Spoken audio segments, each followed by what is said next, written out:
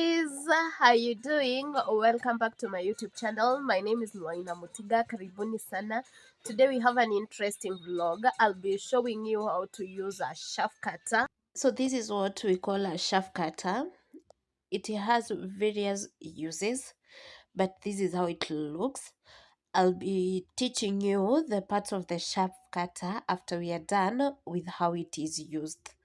So stay tuned so that you can also learn its various parts and how you can use it. But for now, let me show you how it is used to cut the animal feed, the ones from the farm, directly from the farm. We did a manual cutting of the animal feed. It is the previous video that I posted before this one. Now I want to show you how you can use the improvised means or the electricity means to cut your animal feed and make your work easy. So today I have a bit of a flu, guys. You'll have to forgive me for that, but I still have to show you this process since I had promised this vlog in the previous video. So this is what we will be cutting for the animals: some green maize stalk and some dry maize stalk or the maize plants, and some sweet potato seeds or some sweet potato plants.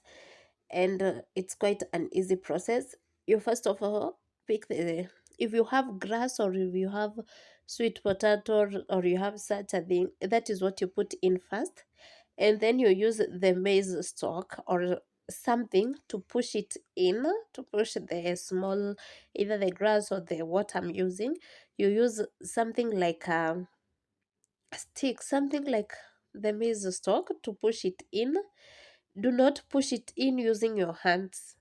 If you push it in using your hands, that is the end of you having the ants. This thing is really dangerous. Be cautious about that. As you can see, this is how nice it cuts your feed, and you don't even use any effort compared to the manual one that I had shown you guys. This is so easy. But if you are in a place with no electricity, I don't know how you can solve this problem. Maybe if you have a generator, you can use it as a substitute to electricity, and that will help. So the process is easy.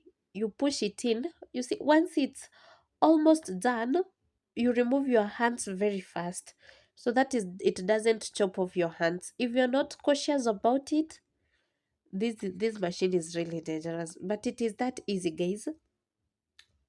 Just inserting, and you get your feed cut like this, and it's really nice.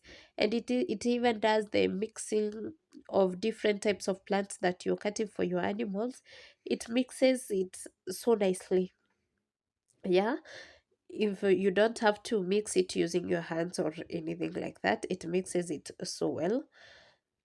So guys, uh, but I'll be showing you the parts of the machine so that you can learn where you put it on, how you use it. This machine can also be used to process some chicken feed. If you have some maize that you want to turn into flour that the chicken can eat, or if you want to process manually the chicken feed that we buy from the stores, it can also be used, and I'll be showing you where you do that if you have this machine. Again, you wear a mask. A mask prevents you from the dust that comes off once the feed is coming out, and you avoid illnesses such as the flu. Yeah, the white thing is the electricity cable connecting the machine to the electricity. So, two precautions: be cautious of your hands. Number two, be cautious, always wear a mask. Make sure you have a mask. If you've never done this, let someone that has done it previously show you how it's done. And it's that simple, guys. Hope you have learned something on how to use this machine. Yeah, on to the next process. Let me show you the various parts of this machine and how they are used. You see, mine is old. I've really had it has given me some good service. Yeah, you can consider purchasing one. On to the next one. Let's learn the parts of a chaff cutter. This is a chaff cutter and a grain crusher. Yeah, it serves two purposes. That's why I told you this is the best in the market. I don't know if technology has improved and provided another one, but this is what I'm using currently, so I'll be showing you how it works. As you can see, let's start from the right where there is a feed pot. This is where you put in your hay, your grass, your fodder, like the way you've seen me do it. This is where you put it in. On to the next point. You can see where there is a middle folder discharge pot. This is where the folder that you've inserted in through the feed pot comes out through this point. That is why it is called a discharge pot. That is where the feed comes out through. There's this next just below it. It's called a dry grain powder discharge pot. Now this removes the grains that you have crushed. As I had told you, it is a chaff cutter stroker grain crusher. That is why I told you previously it makes some nice chicken feed. But for your grains, you don't put in your grains through the feed pot. You put in your grains through the grain feed pot, which is to your left. Left, the first part from your left. Can you see there is written grain where you have some soybeans, some corn? That is where you put in your grains. And they come out through this part that is known as the dry grain powder discharging pot. Okay, below you can see we have some wheels. This machine is movable and it's really a heavy machine, so the wheels are purposely there for you to move your machine. When you want to move your machine, you use the wheels. You just push it and it moves. It's that easy. What haven't I shown you? The feeding pot baffle, it's used to, what can I call it? I'm looking for a nice word that I can explain to you.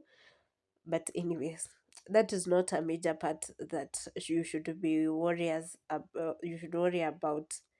Study still construction, it's another easy part. Those are just there. They are used to regulate all the processes that are taking place in the machine. That is the best way I can say it. Another thing, once you storing this machine, make sure you store it close to where your animals are. You don't have to process it in your clean homestead then carry the animal feed to the animals. No, you can put this machine to the section where you have your animals.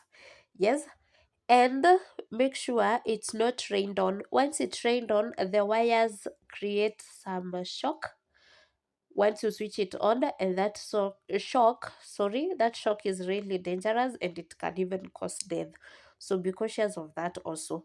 And I believe with that, guys, you've learned something. Maybe if you have a question, let me know in the comment section and I'll be answering all your questions. If you have a comment, let also me know on the comment section. Hope you all enjoyed today's vlog. Till the next one, subscribe to my YouTube channel, like, share, hit that notification bell so that each and every time I'll be uploading, you'll be notified. Bye bye.